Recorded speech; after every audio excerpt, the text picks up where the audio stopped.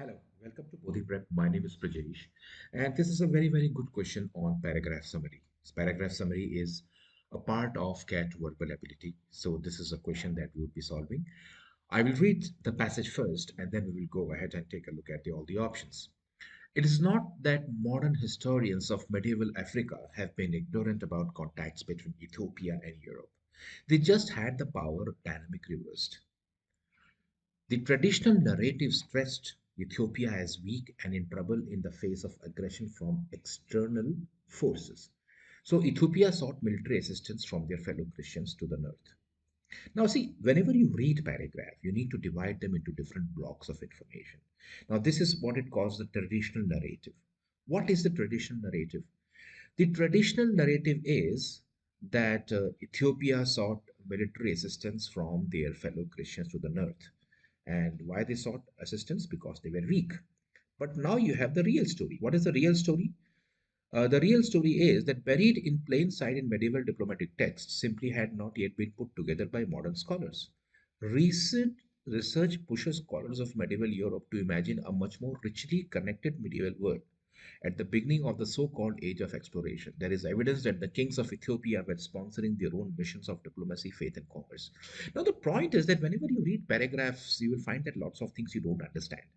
But then there is always something called as reading between the lines. So, what we realize from this paragraph is that there is a traditional narrative that stressed Ethiopia as weak and in trouble in the face of aggression from external forces. So they had aggression from external forces, and in the face of that they were weak, and therefore they sought military assistance from their fellow Christians to the north. So the north of Ethiopia is Europe.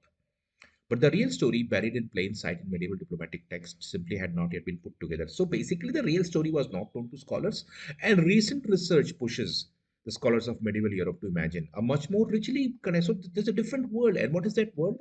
There is evidence that the kings of Ethiopia were sponsoring their own missions of diplomacy, faith, and commerce. So basically, there is one idea, which is the traditional narrative, which thinks Ethiopia as these, but the modern, there is evidence for something entirely different. And this is pertaining to what? It is not that the modern historians of medieval Africa have been ignorant about the contacts between Ethiopia and Europe. They just had the power. So the problem was that they were aware, but they had the power dynamic reversed. And what was the relation between? It was between Ethiopia and Europe. So when I read that paragraph, I get to know that the scholars with the traditional view thought that Ethiopia was in trouble and they sought assistance from Europe. But it is not that they were always in trouble. There is evidence that they were sponsoring their own missions of diplomacy, faith, and commerce. So basically, this is what we have: the traditional view and the real view. Correct? Option number one. Medieval historical sources selectively promoted the narrative that powerful European forces were called on to protect weak African civilizations such as Ethiopia, but this is far from reality. Now, the problem is that you have two issues in this option. It says to protect weak African civilizations such as Ethiopia. The passage talks only about Ethiopia. It is not telling that it was for African civilizations in general, and Ethiopia is just an example of that. In fact, if you read the entire paragraph, the author has not said that the Europeans were called to protect weak African civilizations, and Ethiopia is one example of that. No, the only example we have is Ethiopia. So let's not take Ethiopia and broaden it to the whole of Africa or the many African civilizations. That is wrong. That is distortion. When the author talks about Ethiopia and Europe, you have to talk about Ethiopia and Europe. This medieval Africa is basically historians of Africa, not African civilizations. So this option is incorrect. Second option says that historians were under the illusion that Ethiopia needed military protection from their neighbors. But in fact, the country had close commercial and religious connections. So the problem is that if you look at option number two, it completely distorts the information. It says that historians were under the illusion that Ethiopia needed military protection from their neighbors. No, it is not that they needed protection from neighbors. They needed protection from Europe. It is Europe that is being concerned. Europe and Ethiopia. So Ethiopia was weak. They needed assistance from Europe is the traditional view. But the real view is that the kings of Ethiopia were sponsoring their own missions. So this also goes out because this is completely distorting the information. 3 says medieval texts have documented how strong connections between Christian communities of Ethiopia and Europe were. So it is not that there was contact between Christian communities and Europe. It is basically Ethiopia as a kingdom, Ethiopia as a country rather than the Christian communities.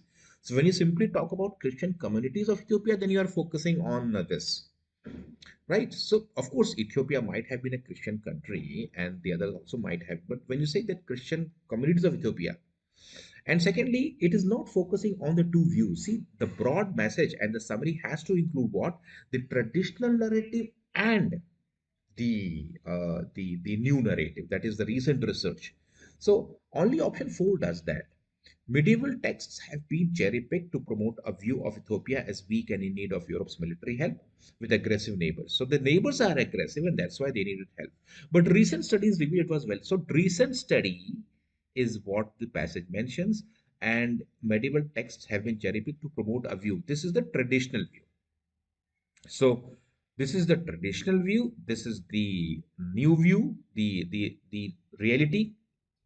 So the traditional view has come here, the reality has come here, and they both have been clubbed in option number 4. So option number 4 is the only choice that is perfectly summarizing what is given. See, when you summarize something, you have to capture all the broad points. If you read this paragraph and if you ask me what are the broad ideas, then there are two broad ideas. The traditional narrative that stressed something, but the recent research and the new development that has come to light in the second half of the paragraph. Both these must be there in the passage or sorry, in the options to capture the summary correctly. And that's why option 4 is the best answer.